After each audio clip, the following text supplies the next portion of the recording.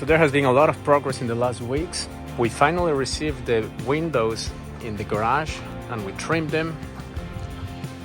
We also have the awning, the window over, and the door.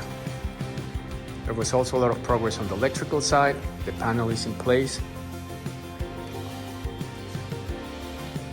And we will be now ready for sheetrocking in the next weeks. Next week, we're gonna be working on the fence, removing the existing one, also the concrete under it, and then creating the new fence that's going in this place. Thank you for watching, and we'll see us next week.